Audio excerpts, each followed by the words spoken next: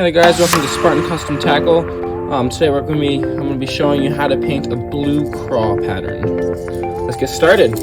So first, I made sure to put just some painter's tape right on the lip so I don't get any paint on the lip, of course. And then I just have a little clamp here. So I'm going to put on the lip, and this is just to hold it in place so that we have just a good handhold where we can make sure that we're able to spray very evenly along the entire bait. So I'm going to grab my airbrush. It's a little bit dirty, but I've Badger 105 airbrush, I believe. Yeah, it's the Badger Patriot 105. I don't know if you guys can see that. Okay, so I use the Cratex colors.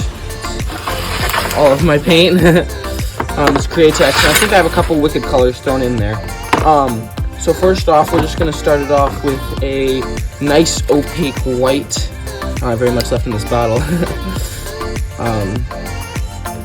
Okay, make sure you shake that up before you start spraying. Okay, just got to test it out, and we're going to start painting. So here you want to do nice even strokes to make sure the paint is sprayed very evenly along the whole bait.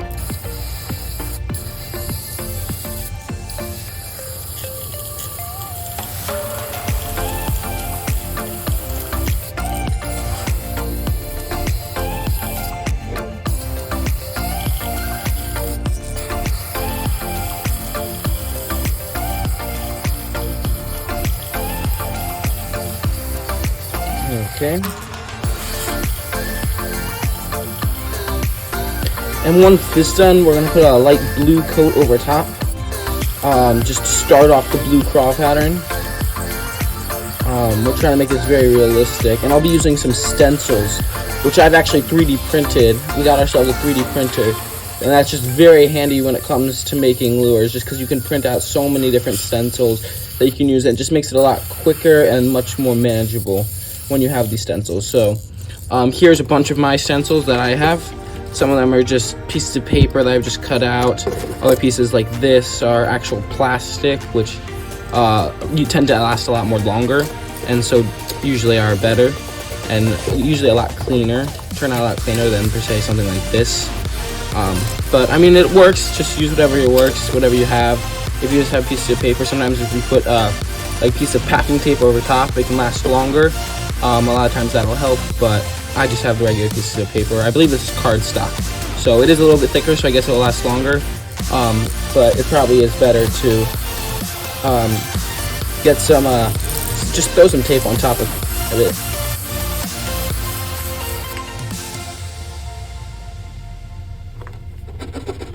And you usually only need 1 or 2 drops. Usually for the base coat you need a little bit more, but for most colors you do not need much at all.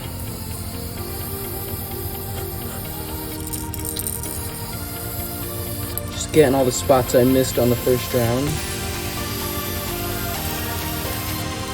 Make sure it's nice and even.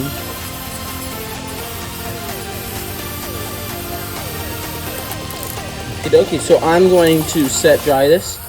Okay, most people use a heat gun, but I currently don't have one, so I'm just using, we might start off just with a deep blue, I think, on the top, and we'll see how this looks. We're going to shake it up, put that down, and just remember, just 1 or 2 drops in. That should be enough, and we'll see how far it goes. You can always add more, you can always take out. You always want to test it on something before you start doing it. Just make sure the color is right, spraying evenly and everything.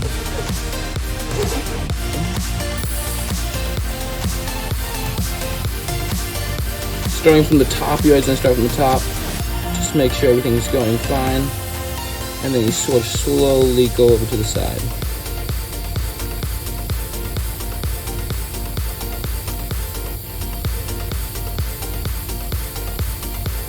And if you move it back and forth faster, as you can see, it sort of sprays lighter, so it makes like a lighter tone underneath. But if you hold it there longer, it will become a deeper, darker color. So I like the color of that, so we're going to do this to the other side. You can hold it any way you like, but this is just the way I tend to do it.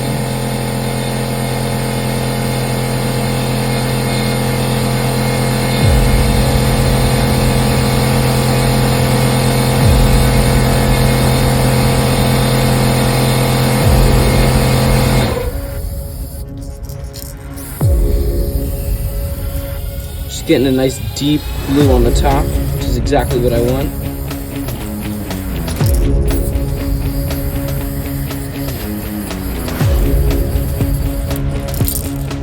Yeah, and you always want to just go back and forth, making sure they look pretty similar.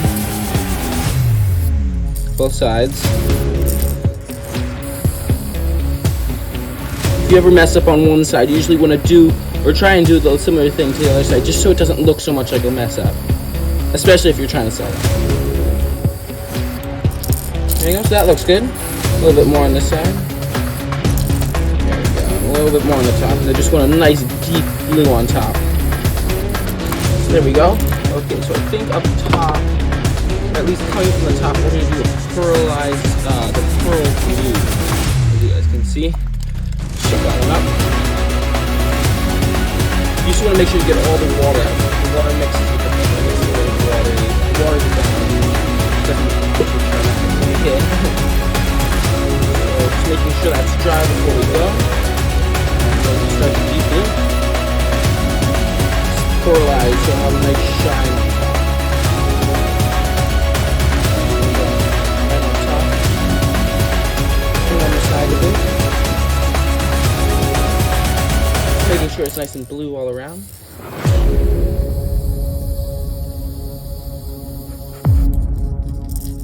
Nice blue pattern, but I still do want to leave the bottom white. That just is a good habit to keep or start.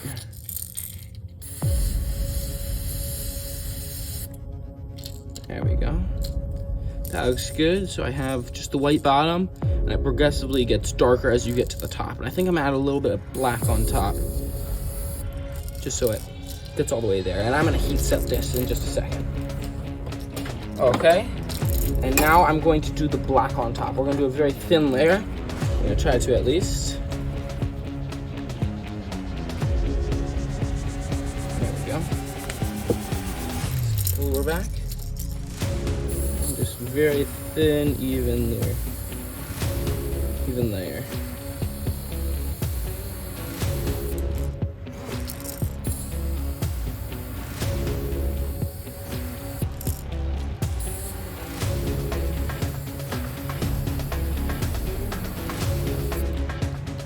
Sweet, that looks great. Okay, so now we're going to do the craw patterns, like the scale pattern on the side. Okay, and so for this, I'm going to use a stencil that I made. This one for this paint. Okay, so you're just gonna line it up. I think I might actually add a little bit more paint in the airbrush, just so I make sure I have enough. You want to make these lines very dark and very prominent. Okay, you just always want to make sure it's lined up correctly.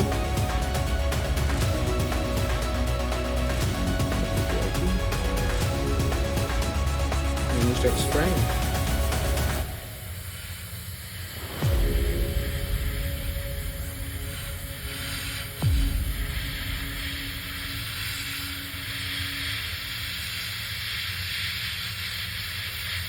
And this is actually my first time using the stencil, so we'll see how it turns out. Oh, that's nice. Yeah, so that's just a nice craw pattern on one side. Now we're gonna do that to the other side. Another trick is always make sure you wipe down the stencil just to keep it dry and make sure you don't get any of the paint on the other side when you flip it. And that also helps to make the paper ones last longer. If you wipe the paint off and don't let it dry, it'll make them last much longer. So now we're going to try and put it in the same place, or at least a similar place as we did in the last one. And just try and replicate it.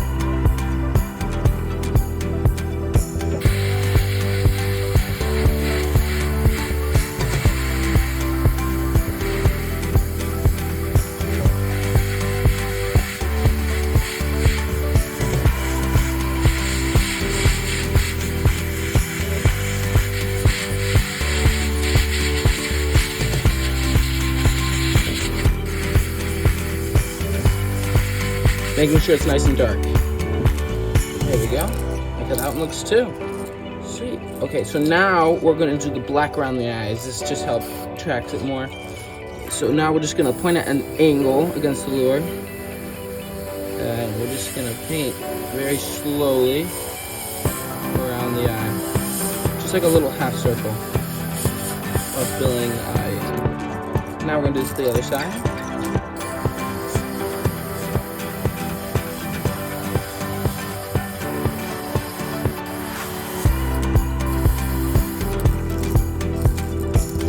There we go. So now all we have left to do is the eye. So I'm going to have to pick an eye out real quick. For this one, I think I actually like the blue eyes that might go with it. It might go pretty well. So these already have an adhesive back, so we should be able to just take them right off the paper and set them right on the lure.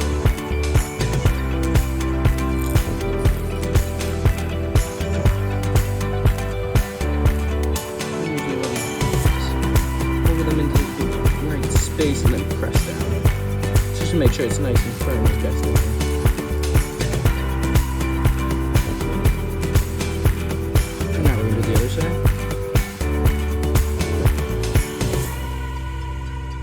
That one flipped on us. Sometimes it falls. You just gotta keep trying. Can't give up with this stuff.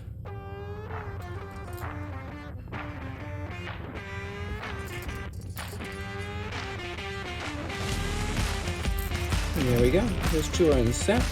So now what we're gonna do, we're all done with this. We're gonna take the painter's tape right off the lip so we can show you the finished product. And of course we were putting a 2-part epoxy on top of this. There's a lot of different clear coats you can use, but I usually use either the 5 or the 30-minute epoxy.